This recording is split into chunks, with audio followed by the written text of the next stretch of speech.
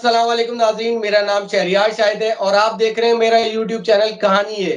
नाजरीन, 27 फरवरी 2019 3 साल पहले क्या हुआ था, कैसे हुआ था, क्यों हुआ था, ये जानने की कोशिश करते हैं। सरहद पार से मेरे साथ मौजूद हैं नीरज शर्मा साहब और अतर काजमी साहब, पाकिस्तान की नुमाइंदगी करेंगे। दोनों मेहमानों का बहुत बहुत शुक्रिया। नीरज शर्मा साहब, सबसे पहले मेरा सवाल आपसे कि सर, हमने तो कहा था कि अगर आप लोगों ने लाइन क्रॉस की तो हम आपको सरप्राइज देंगे। हमने सरप्राइज भी दिया, तो सर कैसा लगा था हमारा सरप्राइज? और वास्टी फंटास्टिक। बिल्कुल, आप सबको सलाम हमारी ओर से। ये हिंदुस्तान का पैगाम है आप सबके लिए। आप सरप्राइज की बात कर रहे हैं। MiG-21 और F-16 जब दोनों आमने सामने हुए तो आपको पता चला होगा कि किसकी कितनी औकात है। एक 20 साल पुराना जंगी जहाज और एक अभी अत्याधुनिक जंगी जहाज जो आपने अमेरिका से खरीदा था किलो किलो के भाव में, तो आपको पता चल गया होगा कि क्या है F-16 और क्या है MiG-21। और उससे भी बड़ी बात कि दिलेरी, हिम्मत, जज्बा वो किसके पास है? वो अभिनंदन के पास है।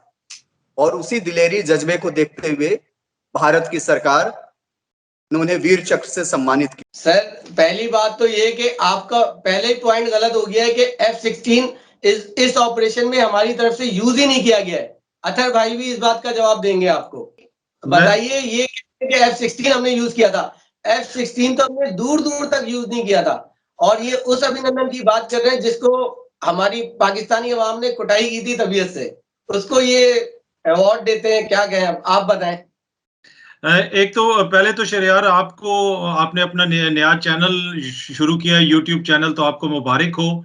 और आपने जब कहा कि आप आए तो मैंने कहा आपने शुरू किया तो आना तो पड़ेगा, इस वजह से मैं आया। अब मेरी तरफ से नीरज जी को भी नमस्ते, और भारत में जो लोग देख रहे हैं सबको सलाम और नमस्ते, पूरे भारत को। अब बात यह है कि हम 27 फरवरी की बात कर रहे हैं। नीरज जी ने भी बात की, आपने भी बड़ा मजा लेकर सवाल भी किया और उन्होंने भी मजे लेके जवाब दिया। पर मसला ये है कि हर साल क्या हम हर 27 फरवरी को, 26 फरवरी को यही एक दूसरे के ऊपर इल्जामात लगाते रहेंगे या इससे आगे बढ़ेंगे? अब मेरे ख्याल में टाइम आ गया है कि आगे बढ़ा जाए। और हमने देखा है कि अगर खित्ते के अंदर अमन ना हो, हमने यूक्रेन की मिसाल देख ली है कि कोई आपको दूसरे आके, हमें कोई और आके कहता रहेगा कि पाकिस्तान आगे बढ़ो, हम तुम्हारे साथ हैं। अमेरिका आके इंडिया को कहता रहेगा कि चाइना की ऐसी तैसी कर देंगे। लेकिन जब जंग होती है तो वो मुल्क सफर करता है, उस मुल्क की आवाम सफर करती है, उस मुल्क की जनता सफर करती है। तो मेरी तो यही ख्वाहिश है कि अगली दफा अभिनंदन आए तो टूरिस्ट वीजे के ऊपर आए। इस दफा तो बगैर वीजे के आ गए थे, फिर भी हमने उनकी अच्छी लुक आफ्टर करके उनको भेजा। पर अगली दफा आए तो टूरिस्ट वीजे पे आए, नीरज भाई भी आए और ताल्लुकात बेहतर हों। और हम दोनों जो स्टेट्स हैं, दोनों रियासतें हैं, वो मेच्योरिटी का मुजाहरा करें। उसमें ऑब्वियसली कुछ मसाइल हैं, कुछ चीजें हैं, हमारी तरफ से भी कोई कोताही हो सकती है, इंडिया से भी कुछ हमें गिले शिकवे हैं, पूरी दुनिया में रिपोर्ट भी हो रहे हैं। तो मेरे ख्याल में आज 27 फरवरी को जहां पे हम ये देख रहे हैं कि हम अपने अपनी फौजों की बहादुरी का जिक्र कर रहे हैं, इसलिए कि कोई भी फौजी अगर अभिनंदन आए थे तो मेरे लिए उनके लिए मेरे दिल में रिस्पेक्ट है, इसलिए कि वो अपने मुल्क का दिफा करने आया था। अभिनंदन आया, अगर उसको हमने मार गिराया तो वो अपने मुल्क का दिफा करने आया था, अपने मुल्क की तो उसने खिदमत की। और इसी तरह हमारे जो फौजी करते हैं, अपनी जानें देते हैं, शहीद होते हैं, वो अपने मुल्क के दिफा करते हैं। तो वो लोग तो सब अपनी जिम्मेदारी अदा कर रहे हैं। क्या हमारी जो लीडरशिप है, सियासी लीडरशिप, क्या हमारा जो मीडिया है वो अपना किरदार अदा कर रहा है? क्या वो उस तरफ मतलब कि चीजों को बेहतरी की तरफ ले जाने की कोशिश कर रहा है? ये एक बड़ी चीज है। बाकी नीरज भाई ने कहा कि हमने किलो किलो के हिसाब से लिए थे, किलो के हिसाब से लिए थे या फिर मुफ्त लिए थे, काम उन्होंने भरपूर अपना तरीके से किया, वो सबके सामने है, पूरी दुनिया के सामने है। सर, इनको एक चीज ये भी बता दीजिए कि F-16 हमने इस ऑपरेशन में यूज ही नहीं किया है। हाँ नीरज भाई, आप भी कुछ कहना चाह रहे हैं, कहिए। देखिए, आप पुरानी आदत है आपकी, आप हमेशा मना करेंगे। मैं तो बार बार कह रहा हूं कि आपके यहाँ ओसामा बिन लादेन भी नहीं था, है ना? आप तो कहेंगे ओसामा बिन लादेन भी हमारे यहाँ नहीं था, लेकिन पकड़ा गया वहीं से, एबटाबाद से। ठीक है, आप कहेंगे कि हमारे यहाँ लश्कर का कोई कमांडर भी नहीं रहता। सुन लीजिए, आप कहेंगे कि लश्कर का कोई कमांडर भी नहीं रहता जी, लेकिन ट्रेनिंग आप ही देते हैं। तो आप तो मना करेंगे, ये आपकी पुरानी आदत है। अथर साहब ने बड़ी अच्छी बात कही कि कि चीजों को आगे लेकर के चलना है। ये बहुत अच्छी बात है, मूव फॉरवर्ड हमेशा होना चाहिए। यूक्रेन का एग्जाम्पल उन्होंने दिया, बड़ा ही बर्निंग एग्जाम्पल है। यूक्रेन जल रहा है, आज यूक्रेन के प्रेसिडेंट को बचाने ना नेटो आया, ना यूएस आया, ना ही कोई और देश पहुंचा। तो सवाल है कि जब आप मुसीबत में होते हैं तो किसके साथ और क्यों जंग लड़नी चाहिए और नहीं लड़नी चाहिए, सवाल सबसे बड़ा ये। हम दोनों देश पिछले काफी समय से एक दूसरे के पीछे पड़े हैं, कई सारी जंगें हुई हैं और उन लड़ाइयों से हमें हासिल क्या हुआ। कश्मीर आज भी आपके लिए मुद्दा था, आज से 50 साल पहले भी मुद्दा है और 50 साल पहले भी मुद्दा था। तो सवाल है कि हम उसी मुद्दे पर अटके रहें या अपने व्यवहार को, अपने विरासत को आगे बढ़ाएं, क्योंकि जो जनरेशन जो आ रही है हम उसको क्या देने जा रहे हैं। काजमी साहब की बात से मैं बिल्कुल 100% सहमत हूँ और हमें लगता है कि आज की डिबेट को, परिचर्चा को थोड़ा सा पॉजिटिव वे में ही लेकर के हम चले, बहुत अच्छी बात है। थोड़ा हिंसा को, वायलेंस को कम करते हैं, नॉन वायलेंस की ओर चलते हैं, जो हमारे राष्ट्रपिता महात्मा गांधी ने जो हमें राह दिखाई है, शायद वही राह जो है अंतिम और सत्य राह। सर इसमें एक चीज मैं और ऐड करना चाहूंगा कि हमारे प्राइम मिनिस्टर इमरान खान हमेशा यही कहते हैं, जो अभी बात चल रही है उसी को आगे बढ़ाते हुए कहूंगा कि अमन की बात करते हैं, बैठ के बात करते हैं, टेबल टॉक की बात करते हैं, लेकिन सर माजरत के साथ, बहुत माजरत के साथ, आपके नरेंद्र मोदी जी, उनके सर पे जंगी जुनूनी सवार रहता है। अभी रिसेंटली हाल ही में इमरान खान साहब ने कहा है कि आए पब्लिक डिस्कशन करते हैं, बैठ के बात करते हैं, ताकि हमारे और आपके मामला ठीक हो और जिंदगी आगे चल सके। लेकिन सर आपके सामने ये सब कुछ बताने की हमारे यहाँ से कितनी दफा पेशकश हुई है, एक दफा भी बैठ के बात नहीं की गई है, क्यों सर? दिक्कत वही है कि आप चाहते कुछ और है और करते कुछ और है। परवेज मुशर्रफ साहब भी यही चाहते थे कि बातचीत हो। आगरा समिट आपको याद होगा, अटल बिहारी वाजपेयी प्राइम मिनिस्टर थे, उनके दौर में आगरा समिट हुआ। काजमी साहब पुराने जर्नलिस्ट हैं, चीजों को जानते हैं। लेकिन उस समिट से क्या हासिल हुआ? परवेज मुशर्रफ भारत आए, लौट करके गए, उसके बाद करगिल का वॉर हो गया। ठीक है, तो हमें समझना होगा कि हम कर क्या रहे हैं, चाह क्या रहे हैं। जो आप कहते हैं उसको आप अगर फॉलो भी करेंगे तो बिल्कुल चीजें आसान हो जाएंगी, भारत पाकिस्तान के रिश्ते अच्छे हो जाएंगे। लेकिन ऐसा भी है, कोई एक भारत है, एक पाकिस्तान है, लेकिन हम दोनों के बीच में एक कोई और तीसरा भी है जो बिल्कुल नहीं चाहता कि हमारे रिश्ते अच्छे हो। तो इस तीसरे को पहचानना होगा। वो चीन हो सकता है, वो अमेरिका हो सकता है, या कोई भी हो सकता है। तो सबसे पहले तो हमें उसे आउट करना होगा और एक टेबल पर आना चाहिए, बिल्कुल आना चाहिए। लेकिन मुशर्रफ के तरीके का टेबल नहीं होना चाहिए। वो टेबल ऐसा होना चाहिए जिसके बाद कोई करगिल ना हो। ये हमें ध्यान रखना होगा। अगर हम बात भी करें, हमारे यहाँ एक कहावत है हिंदी में बड़ी अच्छी सी कि मुंह में राम बगल में छुरी।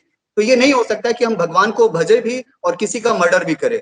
It is not possible. हमें उसके लिए एक टेबल पर आकर के एक मन से काम करना होगा। हैंडशेक केवल नहीं होना चाहिए, हार्टशेक होना चाहिए।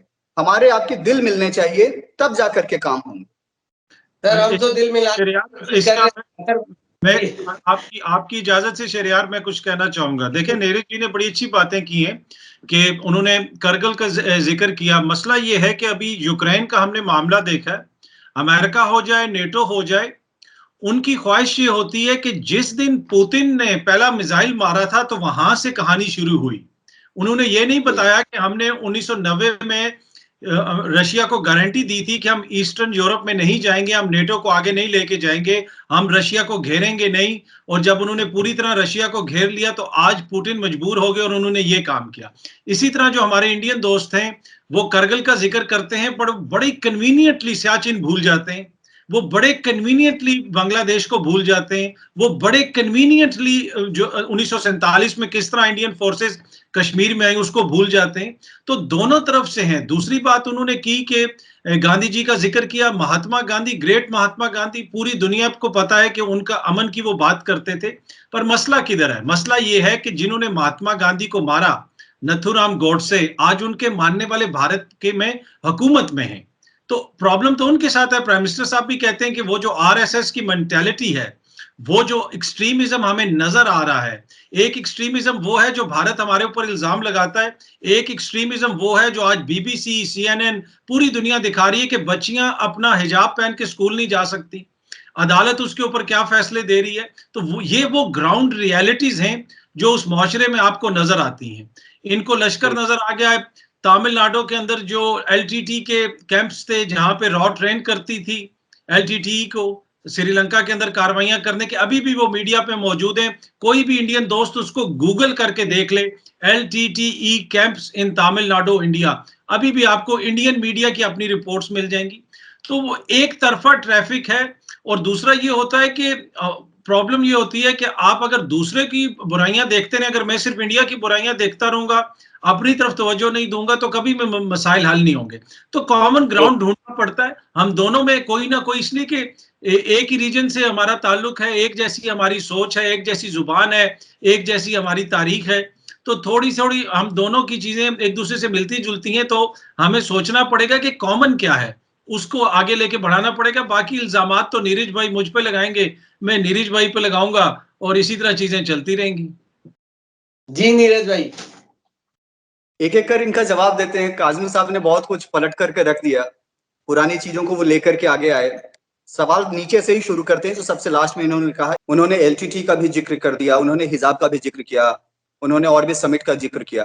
तो हम वहीं से आते हैं, LTT से शुरू करते हैं। ये जो आरोप लगा रहे हैं कि रॉ ने LTT को ट्रेंड किया और तमिलनाडु में कैंप थे, तो ये बिल्कुल बेबुनियाद बात है।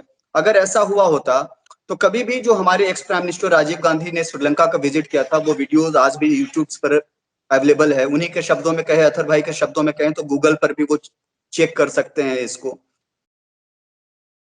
राजीव गांधी पर अटैक किया गया at the time of parade, जब वो परेड की सलामी ले रहे थे। अगर LTT के साथ हमारे रिश्ते बड़े अच्छे रहते तो ऐसा अटैक कभी नहीं किया गया। LTT को खत्म करने में भारत का बहुत बड़ा योगदान। सबसे बड़ी बात है कि भारत हमेशा से यह मानता आया है कि कोई भी आतंकवादी संगठन किसी भी देश में हो, हम उसको मान्यता न देते हैं और ना ही हम उसके साथ किसी तरह का अपना संबंध रखें। उसके बाद बात इन्होंने हिजाब की। हिजाब की बातों में मैं बस इतना कहना चाहता हूं कि पूरा मामला कोर्ट में है, इस पर ज्यादा टीका टिप्पणी करना ठीक नहीं होगा। लेकिन हिजाब कहाँ? हिजाब आप अपने घर में पहने, किसी को कोई दिक्कत नहीं है, लेकिन हिजाब आप स्कूल में पहनेंगे तो परेशानी है, क्योंकि school is the place of education, और जहां एजुकेशन है वहां everybody is equal and equivalent. तो जो बच्चे आते हैं उनमें कोई भेदभाव ना हो, सर्वधर्म समभाव भारत की संस्कृति का हिस्सा है। हमने हर धर्म को माना है और मान्यता दी है। लेकिन जब बच्चे स्कूल में हिजाब पहन करके आएंगे, कल को कोई हिंदू बच्चा कहे कि हम धोती कुर्ता पहन करके आएंगे जी, पंजाबी कहे कि कुछ और हम पहन करके आएंगे, जो क्रिश्चियन कम्युनिटी है वो कहे कि हम उस तरह के ड्रेस पहन करके आएंगे जो पोप पहनते हैं, तो फिर वो स्कूल नहीं रहेगा ना। आपको मस्जिद में जाइए ना, आप हिजाब पहनिए, पजामा पहनिए, कुर्ता पहनिए, किसने रोका है? मंदिर में हम जाए, हम धोती कुर्ता पहने, किसने रोका है? बट स्कूल में ऐसा क्यों? स्कूल में तो ऐसा, भाई स्कूल का अपना ड्रेस कोड है, स्कूल की अपनी प्रार्थना है, and each and everybody should has the respect for that. जो प्रेयर्स को हमें मानना चाहिए, समझना चाहिए, जो ड्रेस कोड है उसको हमें मानना चाहिए। लेकिन सवाल, अगर कुछ लोगों को पॉलिटिक्स करनी है, उस पर मुझे याद है इमरान खान साहब ने भी ज्ञान दिया कि ऐसा होना चाहिए, भारत में इंटॉलरेंस है। भारत में कोई इंटॉलरेंस नहीं है। रही बात, उन्होंने एक शब्द का और जिक्र किया कि महात्मा गांधी के हत्यारों को मानने वाले लोग जो हैं आज भारत की हुकूमत में, बिल्कुल गलत बात है। आप प्रधानमंत्री नरेंद्र मोदी का कोई भी संबोधन देखिए, क्या उन्होंने कभी महात्मा गांधी के अपोज बोला? क्या उन्होंने महात्मा गांधी की इज्जत नहीं की? और उससे भी बड़ी बात कि जिस राज्य से, गुजरात राज्य से ही महात्मा गांधी भी आते हैं, गुजरात राज्य से ही नरेंद्र मोदी भी आते हैं। तो बिल्कुल यह बात बेबुनियाद है कि हुकूमत में जो लोग हैं, वो सरकार में जो लोग हैं, वो महात्मा गांधी की आइडियोलॉजी को नहीं मानते हैं। हम उन्हीं के फॉलोअर्स हैं। और तब हमने कहा कि फादर ऑफ नेशन की हमने उनको मान्यता दी है, हम उनको बापू कहते हैं प्यार से। कहीं ऐसा नहीं है। रही बात संघ की आइडियोलॉजी की, तो आरएसएस, जहां तक मैं जानता हूं आरएसएस को, आरएसएस ने हमेशा सर्वधर्म समभाव की ही बात कही है, कभी किसी से नफरत नहीं करने की बात कही। तो शहरयार, जिस तरह नीरज साहब ने अभी कुछ बातें की और उन्होंने कहा कि अतर साहब ने बेबुनियाद बातें की है, मैं थोड़ा सा उसके ऊपर थोड़ी सी रोशनी डालना चाहता हूं, इसलिए कि इंडिया में भी दोस्त जी आपका देखेंगे चैनल, इसलिए कि नीरज साहब भी इंडिया से ही आए हुए। तो पहली बात तो तमिलनाडु में मैंने जिक्र किया कि LTTE के कैंप्स थे, और उसके जवाब में इन्होंने कहा कि राजीव गांधी के ऊपर श्रीलंका की नेवी के एक जवान ने हमला किया था। व्हाइट उसने वर्दी पहनी हुई थी, गार्ड ऑफ ऑनर वो ले रहे थे, और वो वीडियो है। और वो हमला उसने क्यों किया था? वो हमला उसने इसीलिए किया था कि तुम अपने मुल्क में LTT को ट्रेन कर रहे हो जो हमें मार रही है। वो कोई एलटीटी का बंदा नहीं, वो श्रीलंकन आर्मी का बंदा था। श्रीलंकन आर्मी एलटीटी के साथ लड़ती थी, तो श्रीलंकन आर्मी के बंदे ने राजीव गांधी साहब को मारने की कोशिश इसलिए की, उसने कहा कि आप हमारे दुश्मन को ट्रेन कर रहे हैं, हमारे मुल्क में आप टेररिज्म करवा रहे हैं, तो ये उसकी वजह थी। दूसरी बात, अब मेरी बात तो ये मानेंगे नहीं, मैं तो हूं ही मतलब के प्रोपेगेंडा है, आपका प्रोपेगेंडा है। जी जी, मेरा प्रोपेगेंडा सारा, मैं तो पाकिस्तानी हूँ। अब भारत का एक अखबार है द हिंदू, उसको तो आप मानते हैं ना। आज जितने भी दोस्त इंडिया में देख रहे हैं, खुद नीरज साहब के गूगल करें, द हिंदू की 2014 की खबर है, the largest LTT training camp was located at Kolkata. ठीक है, इसमें पूरी है, the village of Kolkata 11 kilometre from Mettur dam in Salem district was one of the places in Tamil Nadu where the cadre of LTT were imparted armed training in। पूरी इसमें detail दी हुई है कि किस जगह पे तमिलनाडु के अंदर LTT की ट्रेनिंग होती थी, सबसे बड़ा कैंप कहां था। द हिंदू की खबर है, ये कोई शान के द हिंदू की खबर है, जो भारत का सबसे मोतबर अखबार है। अभी गूगल करेंगे दोस्त तो उनको मिल जाएगी। तो ये बात तो वहां तक हो गई।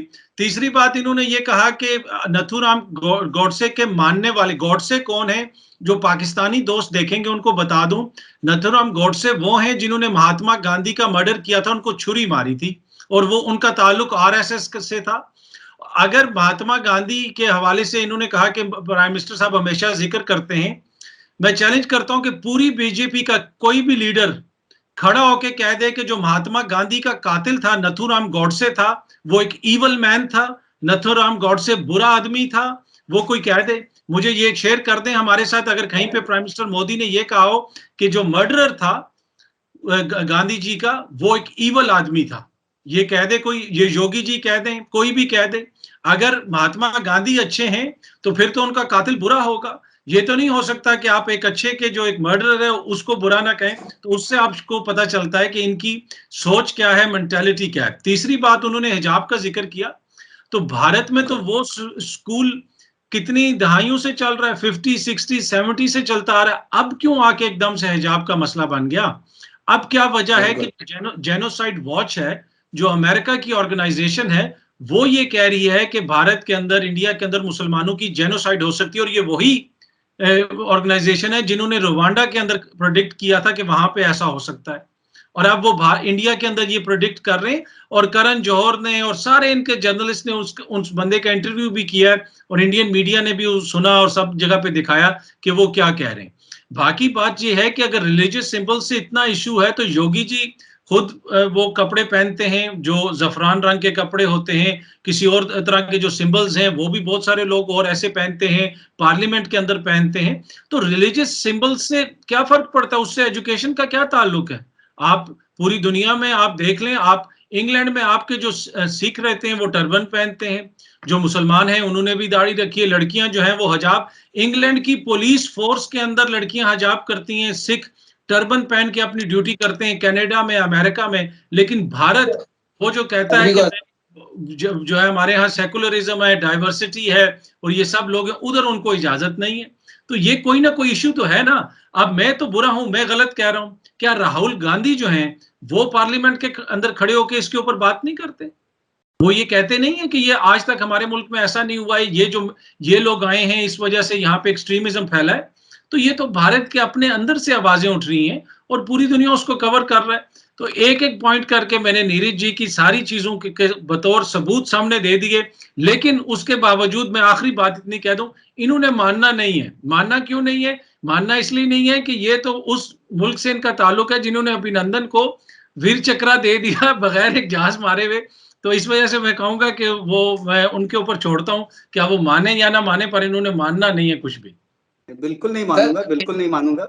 मेरा भी एक छोटा सा सवाल ये कि क्या अवाम, पाकिस्तानी अवाम ने जो पिटाई की थी उस पे अवार्ड मिला ये, या चाय पीने पे अवार्ड मिला है, या एलओसी क्रॉस करने पे अवार्ड मिला? उसको किस चीज पे, कोई अचीवमेंट तो सर उसकी बता दें आप। अचीवमेंट बताया तो F-16 जो आपने जो अमेरिका से खरीदा था उसको जो गिराया, उसके बदले में यह अवार्ड उस बदले में।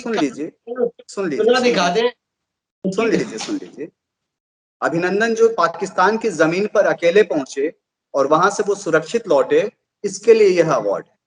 बार बार अथर जी कह रहे हैं कि पाकिस्तान की आवाम ने पिटाई की। सुन लीजिए, मैंने नहीं कहा नीरज जी, मैंने नहीं कहा पिटाई का, मैंने तो पिटाई का नहीं कहा कि पाकिस्तान की आवाम ने पिटाई की। मैंने नहीं कहा, वो उनका क्वेश्चन था। मैंने तो नहीं कहा। तो पाकिस्तान के आवाम ने जैसी स्वागत की, देखिए कहते हैं कि जैसी करनी वैसी भरनी। अगर आप गड़बड़ करेंगे तो गड़बड़ मिलेगा। अभिनंदन वीर हैं, हमारी नजरों में हमारे हीरो हैं। आपकी नजर में विलन तो विलन सही, आपके नजर में अमरीश पुरी विलन तो विलन सही, हमारे नजर पे अगर कोई है तो है। एक बात, हम हिंदुस्तानी हैं और हिंदुस्तान की वीर गाथा को जानते हैं, हम उस जज्बे को जानते हैं, हम उनकी हिम्मत और दिलेरी को जानते हैं। तो सरकार ने जो फैसला किया कि वीर चक्र अभिनंदन को मिलना चाहिए, तो हम उनके मूंछों के ताव पर हमने उन्हें दिया। अभिनंदन ने जो करामात दिखाई कई फीट ऊपर आसमान में, हमने उस करामात के लिए उन्हें अवार्ड दिया। और हम चाहते हैं, कंक्लूजन में मैं हूं, जैसा आपने कहा कि लास्ट क्वेश्चन है, तो हमें उस पुराने फरवरी से बाहर निकल करके एक नया माहौल में आना होगा। हम सब समझदार लोग हैं, पढ़े लिखे लोग हैं। अगर हमने यह काम आज नहीं किया तो आने वाली नस्लों के लिए हम खुद विलन बन जाएंगे, हम हीरो कभी नहीं बन पाएंगे। तो अभिनंदन को हम छोड़ते हैं, मौका आज है हमें आपको सबको हीरो बनने का। तो हम सब अपने अपने देश में हीरो बने, एक नई धारा में देश को ले चलने की कोशिश करें, और कोशिश करें कि आने वाली जो नस्लें हैं, जो जनरेशंस है, उनको हम कुछ अच्छा दे करके जाएं। कम से कम वो 50-70 साल का जो इतिहास है, जो हमारा बैड एक्सपीरियंस है आपके साथ हमारा और हमारा आपके साथ, वो एक्सपीरियंस उन्हें ना मिले। बिल्कुल सर। अतर काजमी साहब, आपका लास्ट टेक।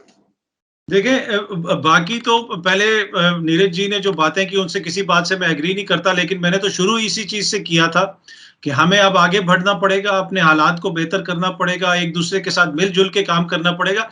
देखिए, आप अगर यूरोप को देख लें, आज से 70 साल पहले वो एक दूसरे को मार रहे थे, गले काट रहे थे, कई मिलियन लोग वहां पे मारे गए, लेकिन क्या उनको अचीव हुआ? उनको वो तभी उनकी तरक्की हुई जब उन्होंने मिल के काम किया। पूरे रीजन्स की तरक्की होती है, आइसोलेशन में कोई तरक्की नहीं कर सकता। तो यही वजह है कि हमें भी सोचने की जरूरत है, चाहे पाकिस्तान हो, इंडिया हो, चाइना हो या रीजन के दूसरे मुल्क हो, हम सबको एक दूसरे के साथ ट्रेड की जरूरत है, ताल्लुकात बढ़ाने की जरूरत है। और बात यह है कि जब आपके ताल्लुकात में मैच्योरिटी आती है तो बहुत सारे मसाइल खुद ही आहिस्ता आहिस्ता हल होना शुरू हो जाते हैं। अभी भी यूरोप के अंदर 20-25 ऐसे टेरिटोरियल डिस्प्यूट्स हैं, स्पेन और यूके के बीच में है, जर्मनी और फ्रांस के बीच में है, मुख्तलिफ जगहों पे टेरिटोरियल डिस्प्यूट्स हैं जो सेकंड वर्ल्ड वॉर से चलते हुए आ रहे हैं। लेकिन रिलेशनशिप में मैच्योरिटी आ गई है तो चीजों को वो बेहतर तरीके से सॉल्व करने की कोशिश करते हैं। तो हमें भी उसी सिमत में जाना पड़ेगा और अपने और दोनों ममालिक की जो जनता है या अवाम जिसे कहते हैं, उसके लिए सोचना पड़ेगा कब तक ये गोले, बम, बारूद, इनके ऊपर हम पैसे खर्च करते रहेंगे। इनसे तो अच्छा है कि हम अपने ह्यूमन डेवलपमेंट के ऊपर पैसे खर्च करें। ये गोले, बम, बारूद से हमारी जिंदगियां नहीं चेंज होंगी। ये वॉर, ये लड़ाइयां, ये वीर चक्र, ये पाकिस्तान में मेडल्स, ये सारी चीजें कहने को सुनने में बड़ी अच्छी लगती हैं, लेकिन जंग में कोई नहीं जीतता। आज हम यूक्रेन में देख रहे हैं कि किस तरह लोग रो रहे हैं और क्या हालत हुई हुई है। तो हम अपने सबक से सीखने के बजाय दूसरों को देख के उससे सबक सीख लें और अमन की बात करें और दोनों ममालिक जो है चीजों को बेहतर तरीके से हल करें। यही मेरा पैगाम है। बहुत बहुत शुक्रिया आप दोनों मेहमानों का। इंशाल्लाह जिंदगी रही तो फिर मुलाकात होगी। मुझे दीजिए इजाजत। अल्लाह ने के बाद।